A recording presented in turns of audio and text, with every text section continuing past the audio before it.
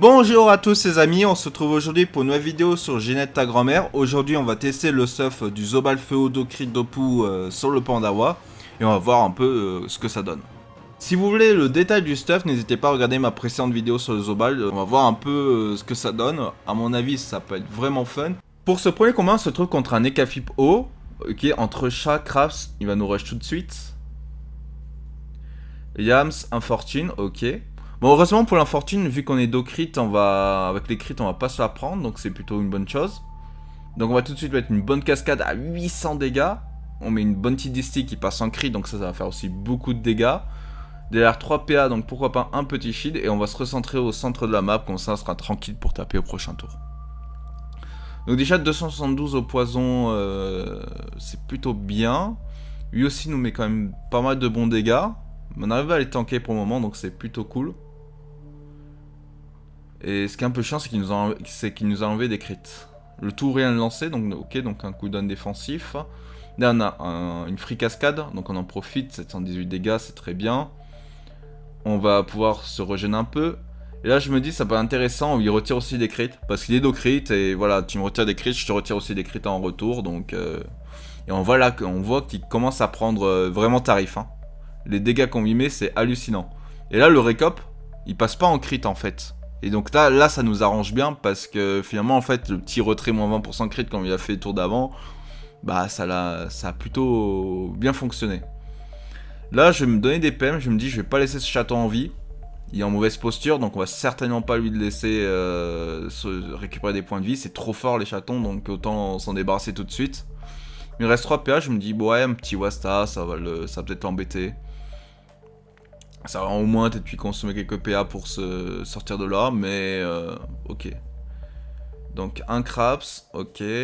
Donc il a perdu déjà 3 PA, bonne pioche. Tout, rien, ok. Il prend pas tant que ça de regen, donc nous ça nous arrange. 9 vies, donc là ça va foutre un peu Jawa dans ses cartes, donc tant mieux. En fait le 9 vies ça lui donne des cartes aléatoires et des fois c'est peut-être pas ce qu'il y a de mieux pour jouer ses tours, mais en tout cas nous pour le moment on s'en sort plutôt bien. On va garder un peu ce principe d'agressivité, hein. On va maxer le Dofus Sylvestre. Et là, voilà, on a le kill tous les jours. Et je pense qu'il y a même peut-être un petit poison aussi en fin de tour. Donc voilà. Pour ce combat, on se retrouve contre un Osamodas. Donc là, je me dis, ouais, ça va être super parce que je vais pouvoir tester un peu ce panda qui est feu haut. Donc c'est-à-dire que j'ai quand même beaucoup de zones dégâts. Donc ça peut être vraiment intéressant pour affronter ce petit Ossa. En tout cas, on va juste se carcham et se boost puissance avec le tonneau. Et je pense que c'est une bonne stratégie pour en tout cas vite se débarrasser de ses premières invocations parce que voilà, on voit qu'il met tout de suite un crackler, 1300 de bouclier. C'est une invocation qui a 3D de relance, donc c'est intéressant de tuer ce crackler. Contrairement au petit Bouftou qui peut le lancer tous les tours. Là, je pense que voilà, une bonne petite cascade, on met des bons dégâts. Une petite flash explosif, on clean le jeu. Derrière, on a 8 PA, donc on lui met un petit poison, comme ça on lui met un peu de pression tout de suite. Et pourquoi pas, voilà, quelques petits acochus pour prendre du regen. En fait, c'est ça qui est assez fort sur le Panda Feu haut, c'est qu'on a 2 sorts de regen à 2 PA en voie de vie, et c'est plutôt une bonne chose en fait, je me rends compte. Donc ok, il vient au corps à corps, il vient taper une mine nuée, pourquoi pas. Donc là, on va porter le petit Osamodas. En fait, si on remarque bien, en fait, il y a énormément de dopo le bourg. Donc là, ça sert à rien que je lui fasse des cascades. Je pense qu'on va juste maxer les do-crits comme ça et ça va être très très bien, hein. Il y a quand même 300 répous, donc on va pas taper énormément avec la cascade. En plus, on va proc des shields avec le forge lave, donc franchement, c'est presque sans intérêt de taper avec les dopous ici.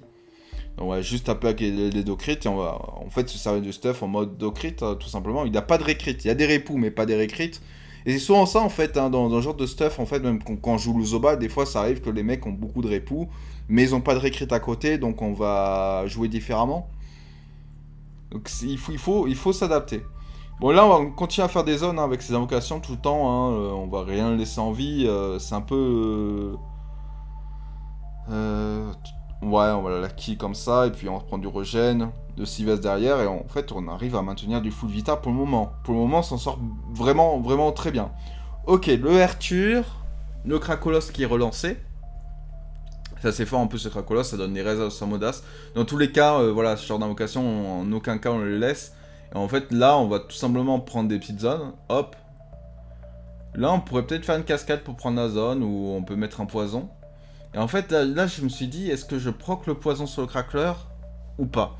Parce que en fait, si je laisse en vie le Crackler, bah, je gagne une charge de boost sur mon poison. Mais d'un côté, je me suis dit aussi que l'Osamodas avait la capacité aussi de shit son Crackler, donc il allait pas mourir à son tour. Donc je pense que c'était mieux, comme là je l'ai fait, de tuer son invocation quand même, hein, et de pas prendre du coup le boost poison. Ok, il met des cris de l'ours pour se régène, mais pour le moment, on a clairement l'avantage. Alors qu'il y a des répous, hein. Heureusement pour lui. Répou, forge lave, enfin... Jusqu'à là, c'est largement ok. Et en fait, regardez la quantité de régène que j'ai avec des absinthes et des aikoshu. En fait, je suis full vita encore. Et en fait, c'est ça qui est pété, c'est qu'on a 2 sorts de... Enfin, on peut lancer 4 fois des sorts de voie de vie. Et c'est des sorts qui coûtent 2 PA. Donc ça c'est complètement pété. Donc on reprend un tonneau. De toute façon, le but c'est aussi de prendre des boosts, hein, en portant un tonneau à chaque fois. C'est intéressant. Puis regardez le regen que ça, c'est affolant. Je suis quasiment full vita T7 contre ça. Bon, après, c'est peut-être pas le meilleur, mais il y a aussi des répous d'un côté, donc ça bloque aussi un peu mon jeu. J'aurais fait plus de dégâts s'il y avait pas de répous. Là, encore une fois, on va clean le crackler. Et là, je pense qu'il y a un qui se tente. Hein. Et voilà, le combat est gagné. Cette fois-ci, on se retrouve contre un Ougignac. Combat que j'ai trouvé assez drôle parce que le gars a osé venir avec 12% raise contre un panda. Je sais pas, mais pour moi, quand tu tombes contre panda, tu mets forcément des réseaux. La plupart des pandas jouent haut. Donc, mettre un minimum de réseaux, c'était quelque chose d'intéressant. Pour le coup, bah, le combat est assez drôle, hein. Du coup, il a pas de répou, il a pas de recrit, il a pas de réseau, enfin, je pense que ça va être juste carnage, en fait, ça va être un no match, mais bon. Après, c'est un peu les combats contre sur quoi on tombe, donc je vous le mets quand même. Donc on s'avance, cette fois-ci on a joué Brancard pour s'avancer, alors je sais pas pourquoi j'ai mis Brancard, ça va être dans mes premiers combats. Mais bon, dans tous les cas, là on met de très gros dégâts. Puis voilà, on finit sur le Voista, on peut se mettre hors map, il prend pas nos proies, enfin... Voilà, c'est... Il prend déjà tarif. Hein. Ok, apaisement. Donc les claques, c'est cooldown défensif, c'est aussi très bien pour nous. On sait que il tiendra pas ce rythme-là. Voilà, il proc son petit shield, il est tranquille. Il a la Pritech aussi, hein, qui lui permet de tanker les premiers tours. En même temps, il y avait besoin de ça, c'est sûr, avec ce genre de mode. Après, cela dit, il peut aussi taper très fort, hein. C'est le mode Dark Vlad, ça peut faire beaucoup de dégâts sur des OJ feu de poux. Mais ouais, mais quand tu mets une cascade à 1300, oh là là, les dégâts qu'il prend, ça devient n'importe quoi. Là, je réfléchis au placement le plus gênant pour lui. En me mettant ici, je le tacle forcément. Donc ça peut être assez intéressant. Donc il va faire un flair. Ok, c'est pas très bien pour nous, hein. Consomme des PA pour venir notre cac, c'est exactement ce que je voulais avec ce placement pour avoir ça. On va mettre un petit shield et on va continuer à lui mettre à full pression. De toute façon, il est dopu, donc je peux mettre une stab, donc je passe et il pourra pas me faire de dopu au prochain tour. Et en fait, j'ai presque envie de vous dire que le kill, je l'ai en fait. Tous les jours, il meurt en fait. Là, je réfléchis à comment tuer, peut-être double sort, mais clic voir, ça quitte pas. Après, il y a un poison aussi sur sa tête, hein. Donc je me dis finalement une vague à lame, elle va faire des dopous et aussi une grosse ligne de dégâts. On voit que ça passe quand même à 526 sous Ivoire, c'était complètement pété. Bon, cette fois-ci on est contre encore un EKO, griffe joueuse, griffe invocatrice, ok. Donc lui il joue le chaton qui tape, pourquoi pas. En tout cas, il faudra faire attention au DPS. On va zoner tout de suite le chaton, on va s'en débarrasser. On voit les dégâts, c'est hallucinant. Cascade à plus de 1100 dégâts. Ok, donc 3100 HP pour l'EK. Qu'est-ce qu'il va nous faire de beau du coup? Attention parce qu'après un EK ça tape aussi très fort et ça peut à tout moment revenir dans le combat avec aussi de très gros DPS. Mais là en tout cas on a montré le ton du combat. Hein. Ok, les amoureux. Ouais, en tout cas il fait pas des grosses roulettes, heureusement pour nous aussi. Sinon ça aurait pu être éventuellement dangereux. Là on a une free cascade encore, regardez. Pas besoin d'ADV. Et là, ce que je me dis, bah voilà, je peux monter sur mon petit panda, je peux mettre ma distillation, je peux stab. Voilà, du coup, bon. Dommage que Wassa prend les dégâts de son infortune. Mais au moins, tant que plutôt bien, on arrive à bien s'en sortir. Là, ça va être assez stratégique parce qu'en vrai, je peux avoir une free cascade encore une fois. Donc, je vais mettre une flasque feu ici comme ça. On lui remet un poison. Et derrière, voilà, on va pouvoir lui mettre une cascade. Un petit boost PM au cas où on a besoin de se déplacer. Et là, on voit que 1100 HP, voilà, il est obligé de mettre un château de cartes, un odorat. Il est obligé de se save parce qu'il sait qu'à tout moment, le combat peut se retourner contre lui. Petite infortune pour le regen. Et là, je me dis, bah voilà, je pars sur un debuff, je mets une prohibe. Et prochain tour, il sera condamné. Voilà, avec un petit moins 20% crit. Je me save avec du shield. Je sais qu'il me tue jamais. Et en plus de ça, bah, il pourra ni se soigner, ni... Enfin, en fait, il peut rien faire. Il est condamné. Il est condamné. En plus, il perd son château de cartes avec le debuff que je lui ai mis. Je lui ai retiré un peu de puissance, donc il perd un peu de rocks. Et voilà, là il peut rien faire, en fait. Il est condamné. Donc là, on peut tout simplement juste finir ce combat. Avec une petite cascade, on obtient un peu Sylvestre, pourquoi pas. Puis en vrai, je peux spam les sorts de regen, regardez. En vrai, c'est complètement pété. Cette fois-ci, on se retrouve contre un Sacrieur. Je sais que j'ai très mal joué ce T1. Donc on porte Wasta, et je sais pas pourquoi j'ai utilisé ce PM, parce que en fait j'en avais besoin pour porter le tonneau, donc j'aurais pas le boost tonneau T1. Donc j'ai fait mon T1, c'est pas grave, on fait au pire un fini sur Pickle, ça nous donnera peut-être un peu de safe, et puis voilà. Mais c'est vrai que j'aurais aimé finir avec le tonneau porté pour avoir un boost de puissance pour bien aborder ce combat. Donc qu'est-ce qu'il joue le poteau? Ok, un mode feu d'eau crit, on voit des restes fixes feu, donc oui c'était clairement signe d'un mode feu. Donc on va porter ce tonneau, et regardez les dégâts que ça fait, pour 2 PA. Hein. Porter et lancer le sort à 2 PA. La portée est remboursée quand on porte son tonneau. Hein. Donc là il dit moins 1000 pour 2 PA, bah oui frérot, c'est vraiment fort. Là on voit qu'il est déjà 1000 d'HP, par contre il nous envoie des tatanes d'un autre monde. Hein. Il tape fort lui aussi. Hein. Est-ce que j'ai le kill? Je sais pas, je pense pas. Hein. Là on peut spam regen en fait, regardez comme ça. C'est assez drôle. En vrai on récupère quand même pas mal d'HP. Hein. Ah, il survit à 73 HP. Hein. Donc il met la totale, mutilation, pilori, donc un état indéplaçable, ok. Donc nous on va se safe avec du shield. On va pouvoir prendre un peu de regen sur ce coffre au cas où. Voilà, une petite prohibe pour lui enlever le soin, et il sera insoignable, il sera condamné à 100%, et puis une petite soulure pour lui retirer de la puissance. Et donc là, il nous fera jamais kill. Hein. Déjà il doit nous enlever l'ivoire. Et après ça, bah ouais, on avait encore de la marge. Et puis là, bon, kill tous les jours. Pour ce combat, on va se retrouver face à un steamer d'Opou qui a l'air d'être assez optimisé. On va tout de suite s'avancer, on va lui mettre une bonne petite distillation pour lui mettre un poison. On va lui mettre quelques bons dégâts. On profite de l'initiative. Et derrière, on va mettre une petite stab pour ce save, parce que sinon on aurait pris beaucoup trop cher. J'ai oublié de mettre le pickle. Après, c'était l'un de mes premiers combats, donc je connaissais pas encore très bien mon mode.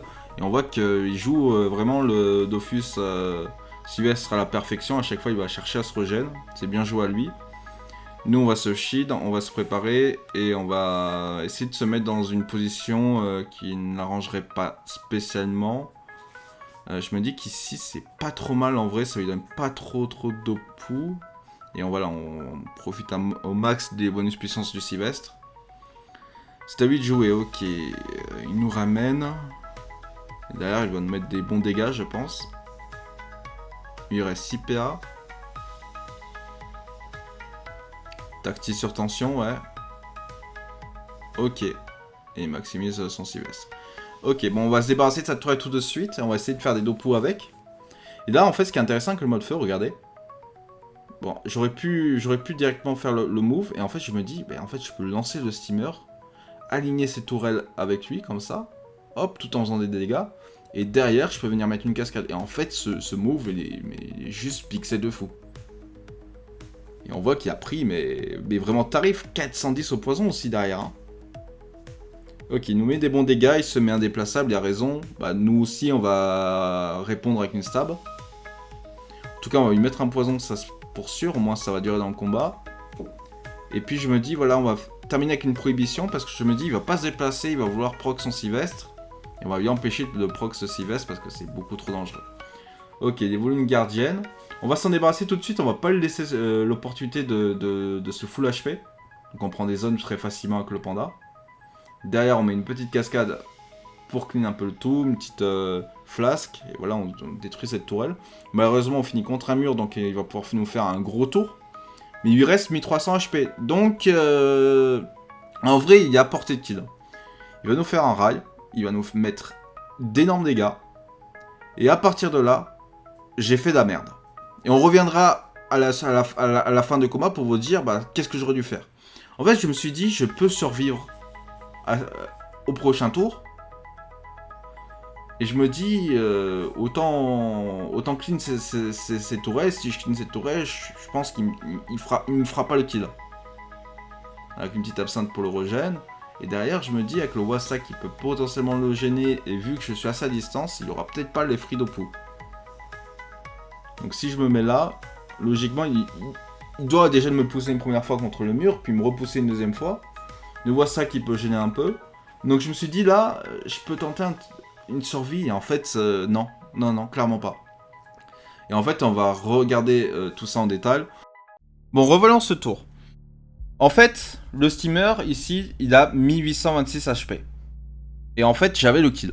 Mais ça, après, il fallait le savoir, surtout c'était mes premiers combats, donc je connaissais pas 100% mes dégâts. Et puis le tour, vous allez voir, il est assez technique.